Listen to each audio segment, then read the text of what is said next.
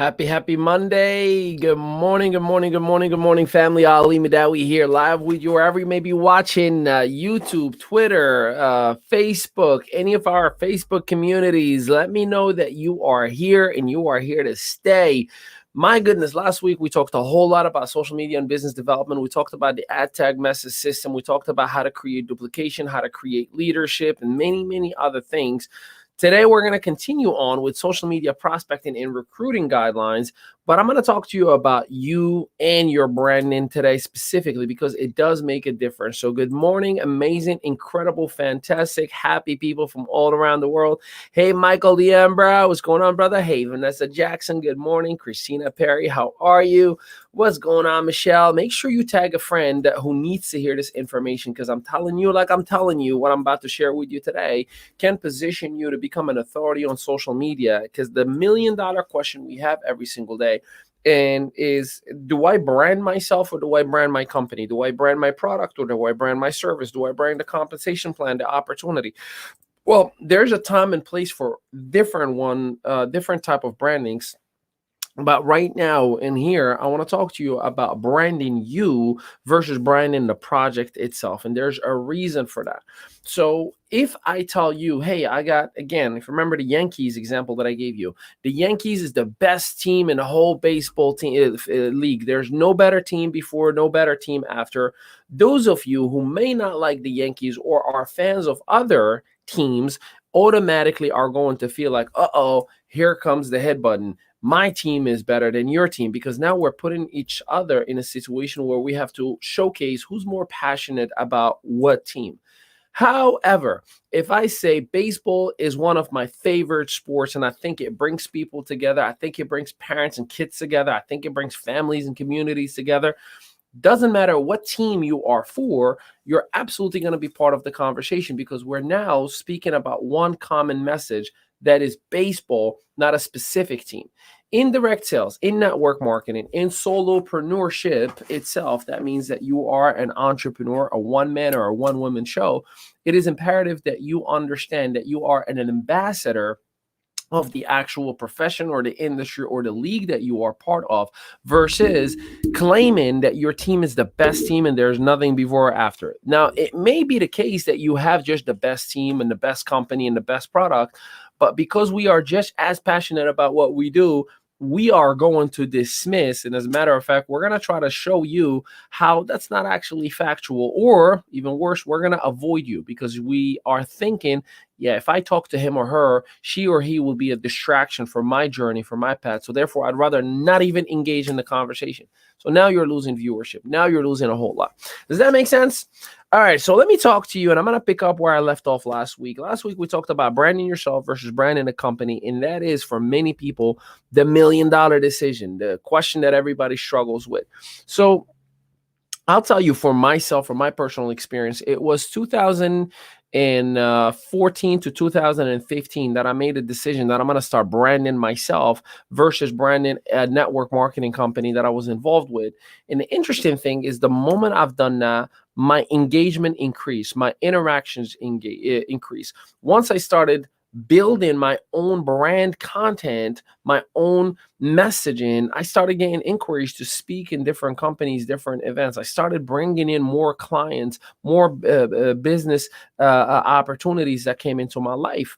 The book did better. The speaking opportunities became a lot vaster and wider. Now, I'm telling you, it is not just because of my skill set. Now, I work really hard, but it was because I brought a message that was welcoming to all, like I'm doing with you right now. I'm not speaking about a company. I'm speaking to you about a league, about an industry, about a profession, being a solopreneur in a busy social media space. So it's imperative that you do the same exact thing. Now, do you have to exactly go from, one end to the other in order to be successful? I don't think it's necessary, but I think there are a few adjustments that you can start making today that will make you more welcoming for anyone and everyone that's out there, so you can have those conversations that you want to have. So if you're ready for it, let me know in the comment that you are ready to rock and roll. So how do you make the shift And here's, I believe, some steps that I actually learned these from many of my mentors: Bob Heilig, Nadia Melton, John Melton. I got to give credit when credit are due, because they always have poured into me, even if at times I wasn't even in business with them.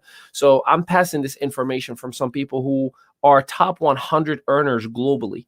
I'm passing this information for people who are making now about $1 million a month. So I hope that you take this information and apply it versus just hearing it as an infotaining session. Infotaining, information, entertainment. Okay. Anyway, so how do you make the shift?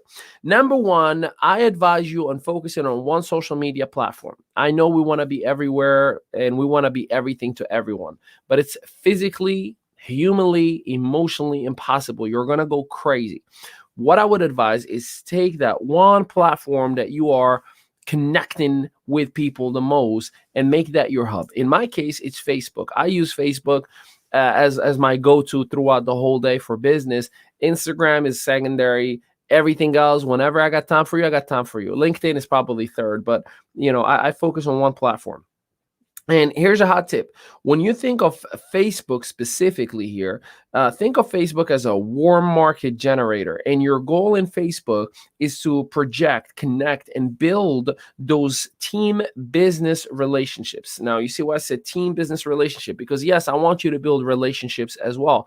Not everybody's going to do business with you, but you have to be intentional with your activity when you are building these relationships. Meaning, when I get a friend request, I don't say, "Hi, how old are you and where are you from?" Those are the weirdest conversations, by the way, if you ever start conversations like that. Because, when I get that message, what I usually respond: "Everything is in my bio. How can I help you?" I know there's, you're twirling around trying to find a way to just talk to me about your network marketing company. Then I end up finding up in a one click in your profile. I'm like, yeah, I know what company you're in. So make sure that you are intentional. When I get a friend request, here's my response automatically: "I look forward to learn more about you and your professional background. Thank you for the connection. Let's chat sometime soon."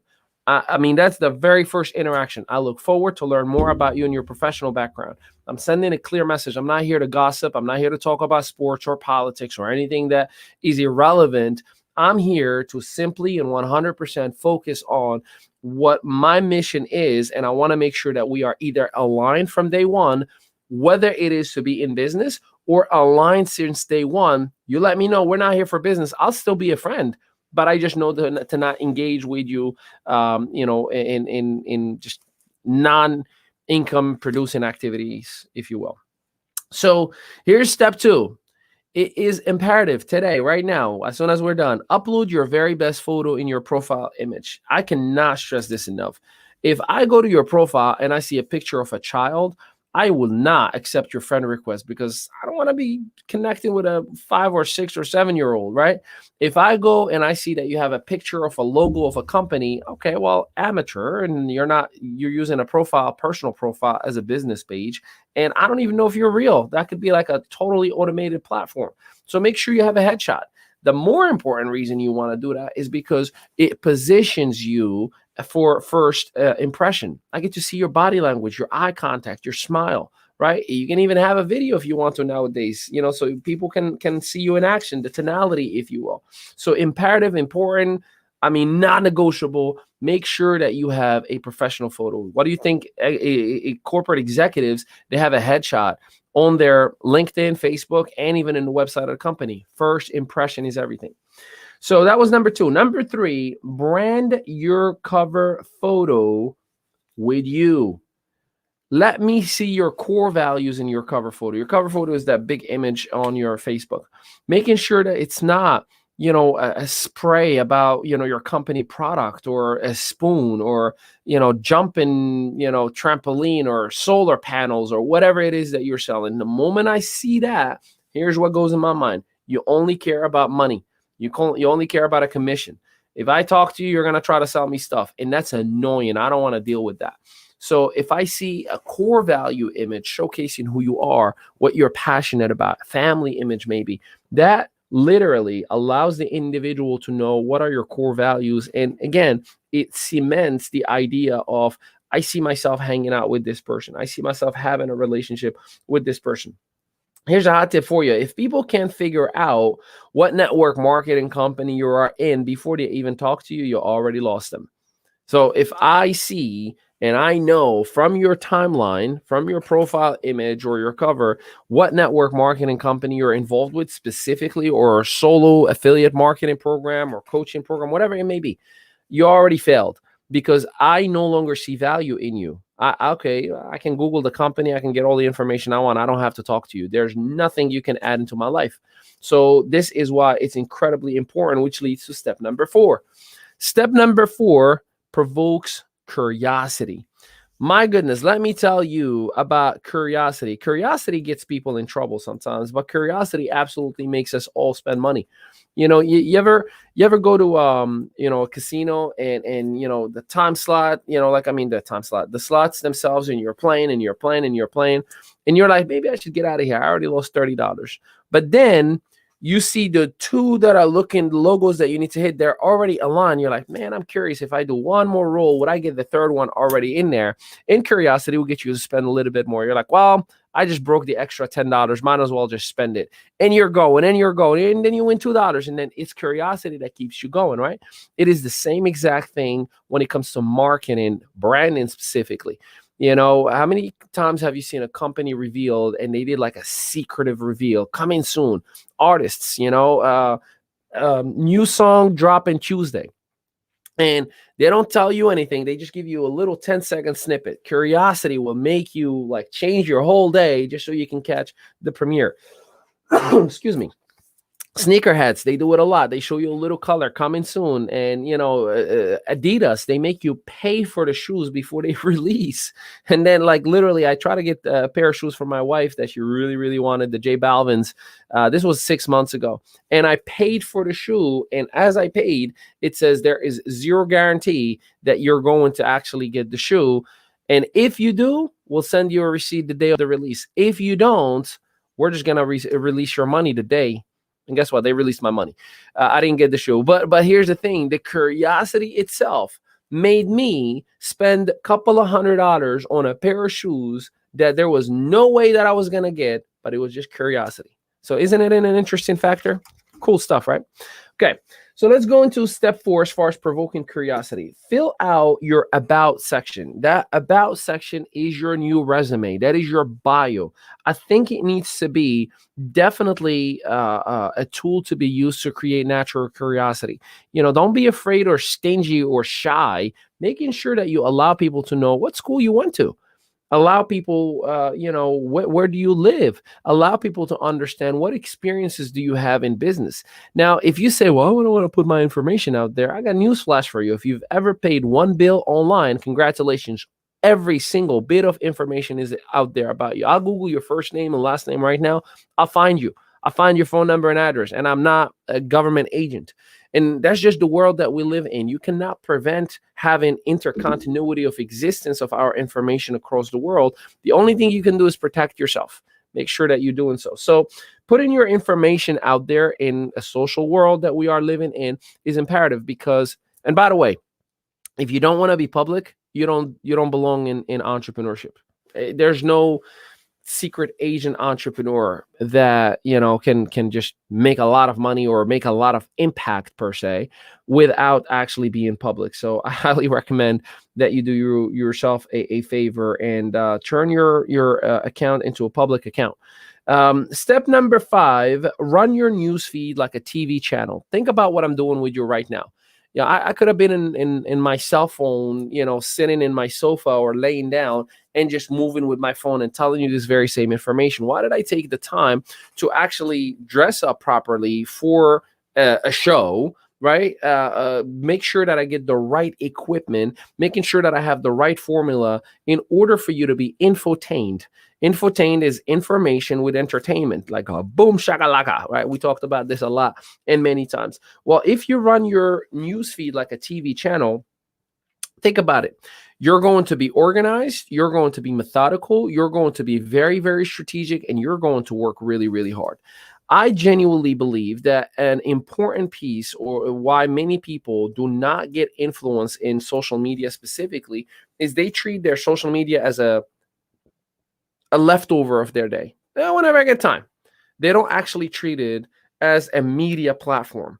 I treat social media like a media platform. I'm building a foundation right now as we speak to have my own TV show. And I'm working on that. That's very, very in the future. But I'm working on having an entrepreneurial show that's going to be streaming in all major media outlets. And I'm not talking about social media, I'm talking about your television. But I cannot get to that stepping stone, to that milestone, if you will, without creating a foundation right now. How do you want people to take you seriously while you just look like another person with a cell phone? How do you want people to take you seriously if that your content is just recycled from everybody before you? How do you want people to take you seriously if you're not the source of value, rather you're just a copy paste? They can get that information from somebody else. How do you want people to take you seriously as an influencer if you're not giving them with abundance?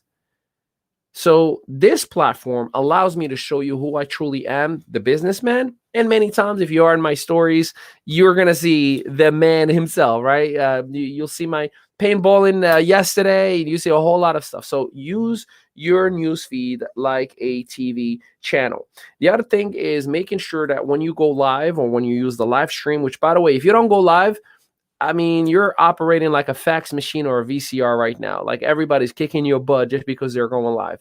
So having a live broadcast is imperative that it is organized and it is on the same time at the same exact time slot. You see me coming in here every single day at 11 a.m. Eastern Standard Time, no matter the day, no matter the economy, no matter what. Every day we've been doing this since March of 2019. Every day, Monday through Friday, 11 a.m. If I'm not here, someone else is usually replacing. But Yup Daily every single day, 11 a.m. That's what TV do. Could you imagine if your favorite show showed up whenever? Would you actually commit to it? Would you show up for it? As human beings, we are habitual creatures, and being a habitual creature, guess what? The first thing that you do when you move into a new home is what? This is where the TV is going to go, and this is where the sofa is going to go. It's horrible, right? You tell kids, hey, dad is about to watch this sports event or this show, or mom is going to watch her show, whatever. I need quiet. You organize your whole day so you can sit down and watch The Bachelor or The Bachelorette. Nothing against it. I never watched that stuff, but God bless you. I hope you're having a blast and you're living out your core values. But my point is, you organize your whole life to meet the time slot because that TV show has committed to show up every single time at the same exact time, like the news channel, right? Every day, same time. That's because they're creating habits for you and I. And then they monetize from the ads that they put out there. So I got 2 more minutes, and I'm going to just kind of tell you, because this is where everybody struggles. But Ali, I don't know where to come up with content. I don't know what to talk about. I don't know how to talk about it. I don't know what to say. What if I don't know what to talk about? Well, the best marketing is education. Period. The reason right now, as we speak, I have 35 of you who are watching live from different platforms, and it will be hundreds throughout the whole day on a replay, and then thousands as we go throughout the whole day, is simply because I'm giving you educational pieces. I'm giving you practical training. I'm giving you something that you can implement that can help you without any financial commitment. Heck, you can just leave and never come back. That's called giving on abundance. So it's a very, very simple process. People follow strength and authority. People follow those who are successful. Now, there are some of us who are really good at acting like they are successful. That's called hype. That's called marketing. And there are others who truly actually have the results. Whichever you are following, I highly, highly recommend that you don't follow anybody just for following them because they're marketing themselves well, but making sure that you show them both what you're teaching and what you're learning. See, educating you on my journey, on my path, everything that I'm telling you right now, I've done. I'm still learning. I still have notes that I had to prepare for just to come here before you and give you this information. So go ahead and open your notepads. All the notes that you've taken for years, all those things are things that you've invested time or money into. You learned. Now it's time for you to teach and give it in abundance. because if you don't, someone else is going to outdo you. And make sure that you are using the 3 E's, right? You educate, you entertain, and you absolutely empower. I'm going to leave it at here for right now because I'm going to pick it up tomorrow at 11 a.m. Eastern Standard Time, which we're going to go over the best way to educate. Where do you get content? I'm even going to give you some do's and don'ts on Facebook and the posting formula. Where to post, how often to post, when to post, what to not post about, when should it be business, when should it be personal. And I think you're going to love that information because it has made wonders for me, including a little bit of a secret on how, I'm not going to say how to beat algorithms because that's a cliche thing every knucklehead says out there who has $10 on a sponsor ad, but it allows you to leverage how algorithms work on your behalf to really, really give you that engagement that you want. And the more engagement, it obviously turns into ATM, ad, tag, and message, which we're going to talk about. For those of you who are in my entrepreneurial community, I cannot wait to see you tonight at 8 p.m. Eastern Standard Time. I have an incredible training ready for you. This was just a sneak peek for it, but we're going to really go in depth on what to say, when to say, and how to say it in leveraging the ad tag message system as well. So I hope that this message was helpful for you. I look forward to seeing your greatness throughout the whole day, and apply. Knowledge is power. Knowledge is just knowledge. It means nothing until you actually apply it. Now you have the opportunity to do it not only for yourself, but please tag a friend that needs to hear this information, that one person who may have been in business for himself or herself and have the opportunity to build a business successfully. And whomever said gracias, a la orden. Aquí estoy para servirle. Thank you all. I appreciate you, and I will see you all tomorrow at 11 a.m. Eastern Standard Time. Thanks again, and I'll talk to you soon. Take care, everybody. Ciao. Bye. Thank you.